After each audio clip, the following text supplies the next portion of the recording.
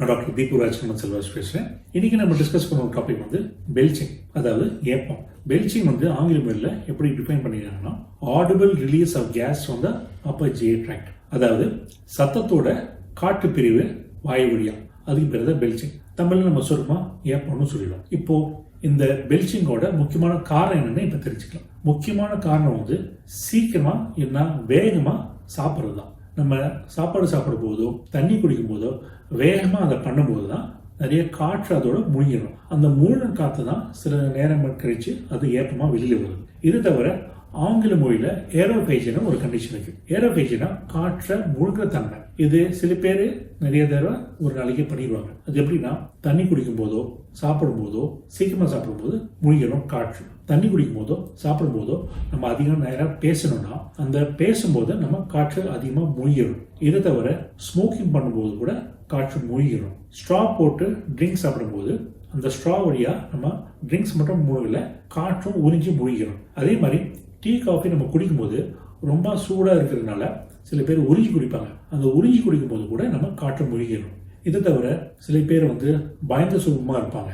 ஆங்கில மொழியில் anxiety and ஸ்ட்ரெஸ்ன்னு சொல்லுவோம். அந்த மாதிரி ஆன்சைட்டி அந்த பயந்த சுகமாக இருக்கிறவங்க வந்து மூச்சு வந்து சீக்கிரமாக விடுவாங்க. ஹைப்பர் வென்டிலேஷன் ஆங்கில மொழியில் சொல்லுவோம். அந்த மாதிரி ஹைப்பர் வென்டிலேஷன் பண்ணும்போது கூட அவங்க நிறைய காற்று மூடுறதுனால தான் அவங்களுக்கும் இந்த மாதிரி பெல்ச்சிங் வர்றது கூடுதலான வாய்ப்பில் இருக்குது. இதை தவிர இந்த லாலிபாப் சாப்பிட்றவங்களோ இந்த மிட்டாயெல்லாம் மின்னுறவங்களோ நிறைய சப்பி சாப்பிடுவாங்க. அந்த மாதிரி சக்கிங் ஆர் சப்பி சாப்பிடும்போது தான் நிறைய காற்று முழுவாங்க. ஸோ இதுவும் ஒரு முக்கியமான ஃபேக்டர் ஃபார் பெல்ச்சிங். சில பேர் வந்து சூயிங்கம் அதிகமாக யூஸ் பண்ணுவாங்க. சூயிங்கம் சாப்பிடும்போது கூட ஏரோஃபேஜியா அந்த ஃபினாமினா வந்து நடக்கும். அவங்களுக்கும் பெல்ச்சிங் வர்றதுல கூடுதலான வாய்ப்புகள் இருக்குது. இதை தவிர இன்னொரு முக்கியமான காரணம் வந்து ஃபுட்ஸ் தட் கண்டெயின் கேஸ்.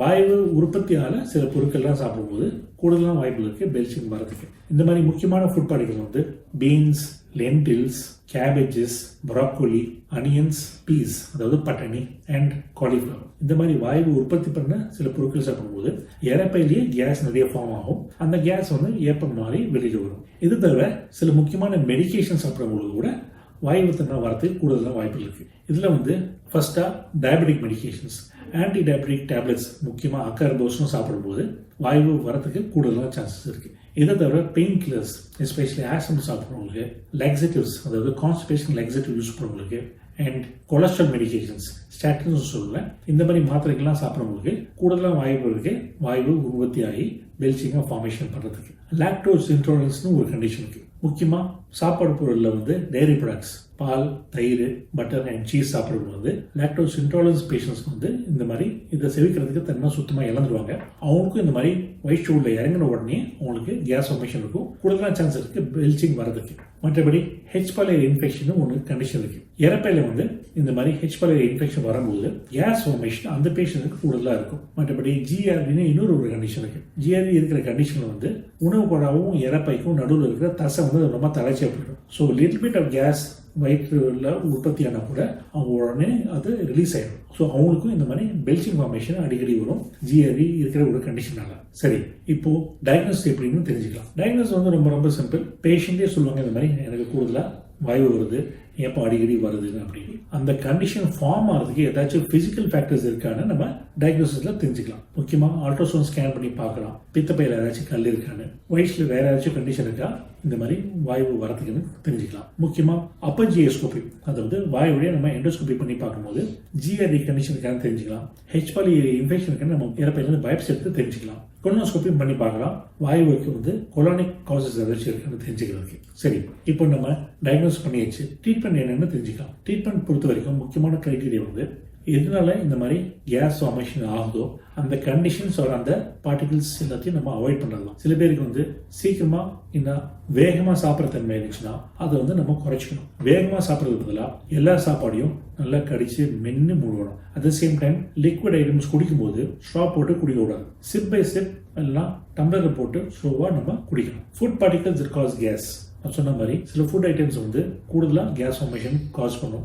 அந்த மாதிரி ஃபுட் ஆர்டிகல்ஸ் வந்து நம்ம குறைச்சிட்டோம்னா இந்த பெல்ச்சிங் தன்மை இல்லை அந்த கேஸ் ஃபார்மேஷன் வந்து குறைச்சிக்கலாம். சூயிங்கம் அவாய்ட் பண்ணணும். ஸ்மோக்கிங் வந்து டெஃபினட்டாக ஸ்டாப் பண்ணணும். பெல்ச்சிங் மட்டும் இல்லை, பொதுவாக நுரையீரலும் நம்ம ஜெனரல் பாடி கண்டிஷனுக்கும் அது வந்து ரொம்ப ஹார்ம்ஃபுல்லான ஒரு ஹேபிட். ட்ரீட்மெண்ட் பொறுத்த வரைக்கும் probiotics plays a major role. ப்ரோபயோட்டிக்ஸ்னா குட் பாக்டீரியா. அது வந்து இந்த காலகட்டத்தில் கேப்சூல் ஃபார்மில் வருது. ஸோ டெய்லி ஒரு கேப்சூல் போடுறதுல வந்து நிறைய பெனிஃபிஷியல் எஃபெக்ட்ஸ் இருக்குன்னு ரிசர்ச் பிரகாரம் நிரூபிச்சிருக்கு. இந்த மாதிரி ப்ரோபயோட்டிக்ஸ் பயன்படுத்துறவங்களுக்கு வந்து பெல்ச்சிங் ஃபார்மேஷன் கொஞ்சம் கொஞ்சமாக படிப்படியாக குறையும். அட் சேம் டைம் டைஜஸ்டிவ் கெப்பாசிட்டியும் இம்யூனிட்டியும் கூடுதலாக இம்ப்ரூவ் ஆகும். இதை தவிர ஹெச்பலையர் இன்ஃபெக்ஷன் இருக்கணும்போது ஹெச்பலையர் இன்ஃபெக்ஷன் நம்ம ட்ரீட்மெண்ட் பண்ணோம்னா அந்த பெல்ச்சிங்கான காஸ் வந்து சுத்தமாக நம்ம தவிர்த்துடலாம். மற்றபடி ஜிஆர்டிக்கு வந்து ஃபர்ஸ்ட் இன்ஸ்டன்ஸாக நம்ம டேப்லெட்ஸ் கொடுத்து ட்ரை பண்ணி பார்க்கலாம். மெடிக்கல் தெரப்பி வேலை பண்ணாத பட்சத்தில் வந்து நம்ம சர்ஜிக்கல் மெத்தடில் க்யூர் பண்ணிடலாம் ஜிஆர்டி. முக்கியமாக இந்த கார்பனேட் ட்ரிங்க்ஸ் கோக், ஃபேண்டா, பெப்சிலாம் கம்ப்ளீட்டாக அவாய்ட் பண்ணிடணும். அந்த அவாய்ட் பண்ணாலே அந்த பெல்ச்சிங் ஃபேக்டர் வந்து முக்கியமாக நம்ம குணப்படுத்திடலாம். சரி, இன்னைக்கு வந்து நம்ம பெல்ச்சிங் ஆர் ஏப்பத்தை பற்றி ஃபுல்லாக தெரிஞ்சாச்சு. இதுக்கு மேலே உங்களுக்கு ஏதாச்சும் கேள்வி கொஸ்டின் இருக்குன்னா தயவு செஞ்சு கமெண்ட் செக்ஷனில் கேளுங்க. எங்களால் எவ்வளோ சீக்கிரமாக உங்களுக்கு கேள்விக்கு பதில் வச்சு பூர்த்தி பண்ண முடியுமோ பூர்த்தி பண்ணணும். சரியா? நன்றி, வணக்கம்.